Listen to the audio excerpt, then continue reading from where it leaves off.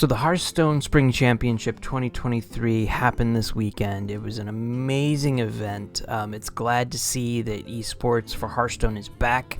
The viewership, because they went to the non-YouTube exclusivity, the amount of people that were watching and restreaming, it was amazing. Attendance was higher than I believe any that I've seen on YouTube. I could be wrong, but I'm pretty sure it was.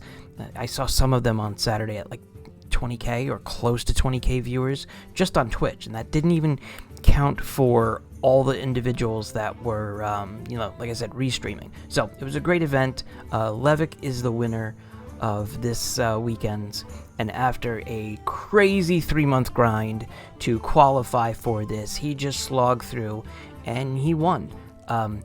So what I do every Monday is I put up a top 5 decks that could get you through your crawl, and what better way to start your week is to go over the decks that he played. Let's see what it took for him to win this championship this weekend, and go through the decks. So really quick, we're gonna go over the 4 decks that he played. And thank you to Hearthstone.com for this. It's great information. So he played 4 decks. He played Blood Death Knight, Hero Power Druid, Outcast Demon Hunter, and Concoction Rogue. Now, I believe I've seen this Concoction Rogue, also named as Miracle Rogue, but we're just going to call it how it is right now. So, Blood Death Knight. First of all, out of everybody that brought Death Knight, which was everybody, all 16 players brought Death Knight, only 2 decks were Blood. And this is a great deck. I mean, this deck has so much utility. So there's various levels of AoE. There's various levels of disruption of your opponent's board. So Dirty Rat pulls one of the random minions from their hand. Sylvanas the Accused, destroy an enemy minion or just take control of it. There's ways of detonating a corpse, deal 1 damage to all minions that are still alive. Repeat this with Corpse Explosion, and this is the ability to clear the board. Vampiric Blood. It's great to be able to grab 10 more health when you need it. Known Muncher is super powerful, and then we also have, Chill Faron that could draw your cards if you need it. There's just so much utility in this deck that it's very, very strong. And again, everybody's seen it. Death Knight is super high up on the rankings right now. So this one will serve you right, and it's not super crazy expensive. It's a good deck. Next one, Hero Power Druid. You know what? I thought this one's a little bit different. They were calling it Tony Druid before, so it's very simple. What you want to do is you want to ramp as much as possible. You want to go ahead and use your Nubricon to gain more armor. You want to work on your getting the Jailer, your Tony King of Piracy, and your goal is to, number 1, steal their deck. Number 2, destroy their deck. And then figure out a way to kill that Tony to make it flip on over. So that's what you do. There's quite a few items here that'll help you keep keep health as you need it. Gain 4 armor on your next turn. Gain 4 more. There's ways of getting more mana when you need it. Aquatic Form, Dredge to find those pieces that you need. So it's a very good utility deck as well. Hero Power Druid is not huge on the list on the rankings right now, but it's still a good deck. And look, Levik won the championship with it. Next one, Outcast Demon Hunter. I'm having a heck of a good time playing Demon Hunter, especially the Outcast version.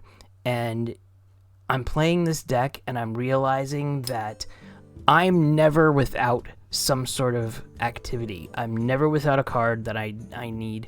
I'm never without something that I can play those rounds. And there's super cheap spells or super cheap minions.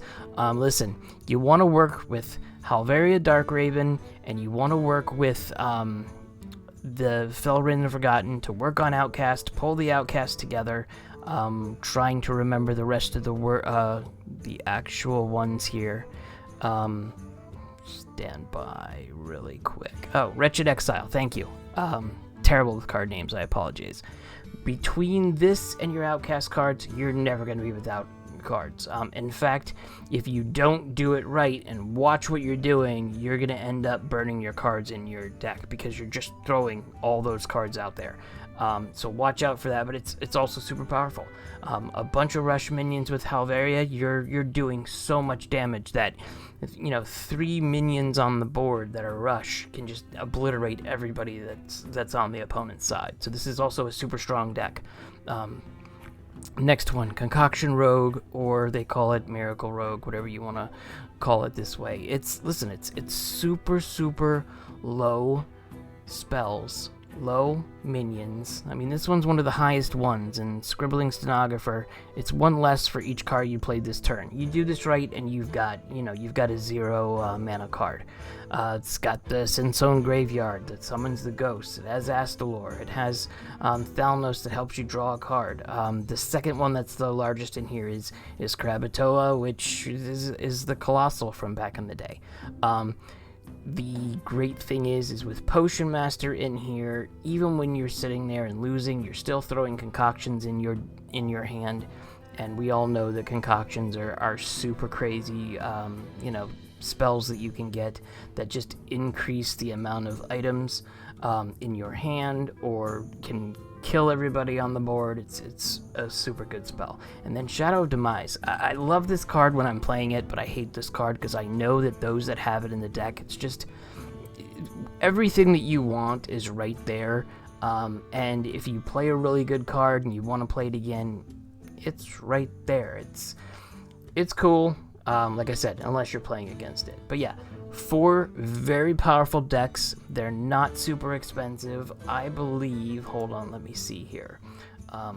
I believe that, okay, so the Druid one's expensive at 12,000 Arcane Dust, but Undead Death Knight is not terrible. Outcast Death Knight is not super, super terrible. Hopefully you have, the Lady Steno already, and a couple other the cards, so it's less expensive for you. Concoction Rogue or Miracle Rogue, whatever it is, it's 8,000 dust, but it's not a lot of cards. You should have preparation. That's not going to cost you anything. Shadow Step, not going to cost you anything. And some of these, this one's a common card. Door of Shadows is rare, so it's not a hugely difficult one that has a ton of the newer cards in, from the Festival of Legends expansion. So these are my suggestions of what you should play this week to try to see, if you can get higher up on the ranking ladder. And then I'm gonna put in the bottom in the description all of the deck lists and all of the links to all these pages. Again, thanks to Hearthstone.com and Donkey.top for the details on this, and congratulations, Levik. You really did an awesome job. I love that you were very, you were super nervous when you were doing your congratulations conversation at the end of the thing, and you just kicked butt. You went through and you, like I said, you had a brutal 3-month grind, and then you spent 2 days just slogging through, and it shows that you were happy that you won, and I'm happy that you won as well. So congratulations. And again, like I said, guys, I'll throw all the links in the description below. Thanks for letting me do these videos with you. I will go ahead and post this up so you guys can get to it probably within the next couple of hours. And yeah, let me know your thoughts. Like and subscribe if you like what I'm doing. It's absolutely free. I'm not digging in your pocket for anything. And hope to see you guys in the tavern.